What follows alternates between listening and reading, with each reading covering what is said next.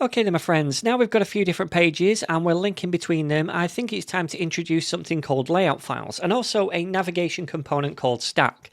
So let's start with the layout file, which is basically a component and a template which wraps the rest of our pages. So any common content, like maybe a small footer that belongs on every page, you could place in a layout file. And then because that layout wraps the rest of our pages, that footer content gets shown on every page automatically. So then, how do we register a new layout file? Well, pretty simply. All we need to do is make a new file in this app folder called underscore, and it must start with an underscore, layout.jsx. And inside this file, we're going to boilerplate a new component by typing rnfes and then hitting tab. And then we're going to call this component root layout because it's going to be the root layout of the application. Now, inside this layout file, we can add any content that we want to wrap the pages with. For example, we've got this text right here, which I'll just change to say footer. And actually, I'm also going to give this view a new inline style, and that is to set the flex property to be 1, so that it's going to stretch to take up the whole height of the page. All right. And now, when this layout wraps the pages, this footer text should appear on each page. But at the moment, this layout file isn't actually wrapping anything. And if we reload the app by shaking the device and just saying reload, then we're only going to see that footer text and none of the page content, right? So by default, when we don't have a layout file, when we don't have one, the Expo router automatically renders the index page, right? But when we do have a root layout file present like this called underscore layout, then it automatically renders that layout file instead, which is why we see this. And now we have to explicitly tell the Expo router where we want to output the page content within the layout. So to do that, we could use a component from Expo router called slot. So let's just add that right above the footer text. And if you start typing it, then you should see an input option to bring in the slot component from Expo router. So if you click on that, it's going to auto import it at the top of the file. All right, so now we're saying, look, I want you to render the page content right here in the layout. And now if we save this file, you should see that automatically Expo drops in the index page component to begin with. But underneath that now, we're going to see that footer text from the layout squashed right at the bottom and also hidden a little bit.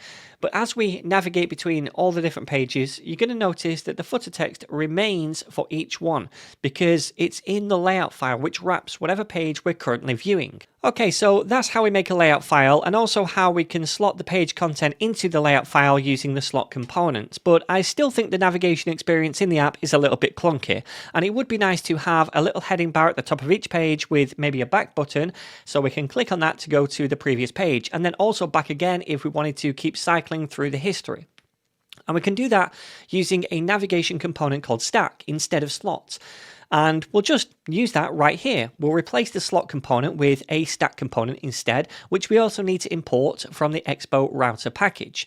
So the stack component actually does what the slot component was doing before. It renders our pages, but now it also automatically adds navigation behavior like a back button at the top of the page.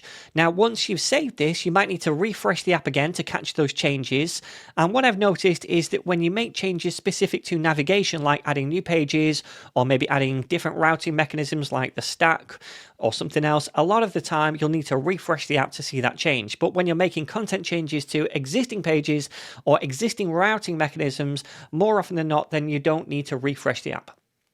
Anyway, now we can see over here on the right the same page, but this time we've got a heading bar at the top that says the page title. And if we navigate to a different page, the title of that new page is going to be at the top as well.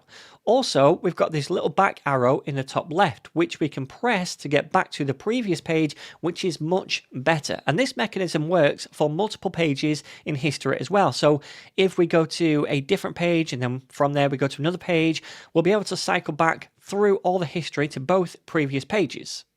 Okay, so just a very quick bit of theory here as to how this is all working and why this navigation component is called stack.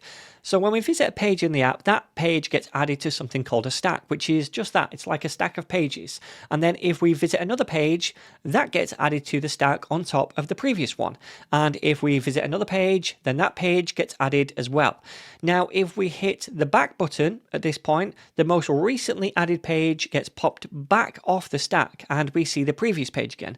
If we hit the back button a second time, then the next topmost page gets popped off the stack and we see the initial page again. So I just thought this would be a nice mental model to have when you're using the stack component for navigation within the app. Okay, so we've got this stack component in the layout right now, which we know is a navigation component, and that drops the page content right here, but it also adds that header at the top of each page and adds the back buttons as well to cycle through the history. Now, in terms of the layout itself, I don't think we need the footer text for the application, so I'm going to get rid of that. I only wanted to put that there to demo how this works. And actually, we don't need the root element to be a view either, because the page content itself that gets dropped right here where the stack is, well, that contains a view in each case as the root element of the page. So we can get rid of the view, but we are going to keep the stack. Now, at the moment, the stack is a self-closing component. It doesn't have an opening and closing tag, and that's because nothing needs to go inside it.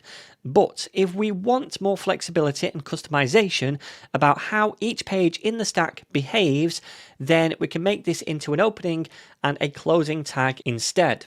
And then inside this stack, we can register each screen individually and apply some options to those screens. Now, to do that, we use configuration components called stack.screen.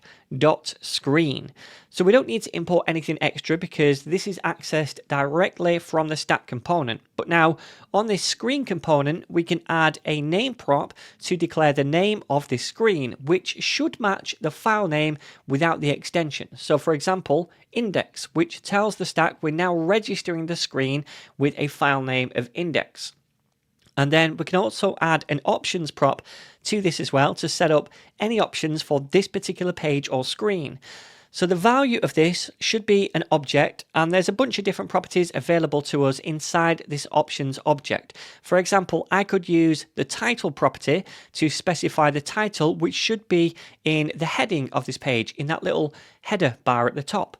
Now, by default, the title matches the file name, and therefore this name value right here, which is index, is what we're going to see over here. But instead, I might want that to say home. So I'll add that value and then save the file. And then over here, we should see that change up at the top. Awesome. Okay, so let's add the next screen component by saying stack.screen again. And this time, the name of the screen is about, which matches the file name. And then we can also add an options prop to this to change the title again, because currently the title on the about page is lowercase, which matches the file name, right? But I want the title to start in uppercase. So I'm going to say about, but this time with a capital A.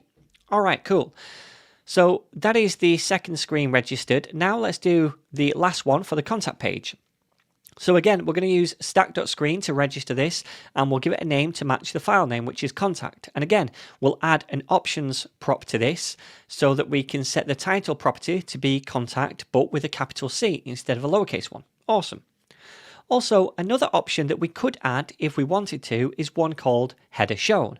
And the value of this could be either true or false. Now, the header is the section at the top of each page where the title is.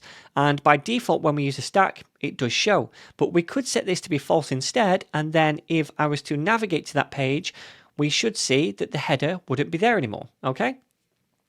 All right, so that's how we can register the different screens within a stack and also apply options to each one individually. But we could also add options globally to each screen in the stack by adding a prop to the stack component itself called screen options this time. And the value of this prop should also be an object which contains different properties for the options we want to set globally for all screens, all right?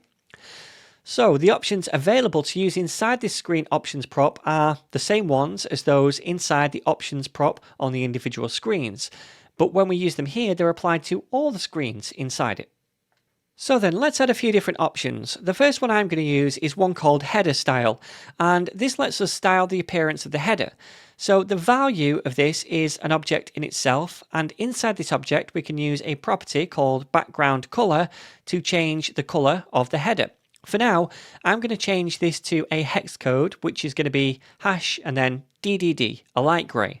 Okay, so after the header style, I'm going to add a property called header tint color.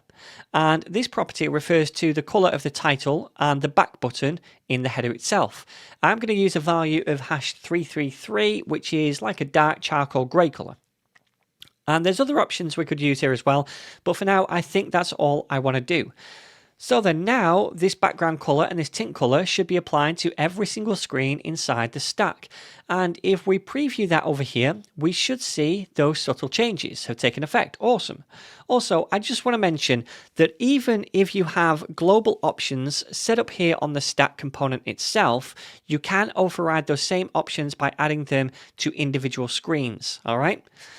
So then, my friends, we've now implemented a layout file and the stack navigation mechanism to this application. In the next lesson, we're going to apply light and dark theme colors to the project as well.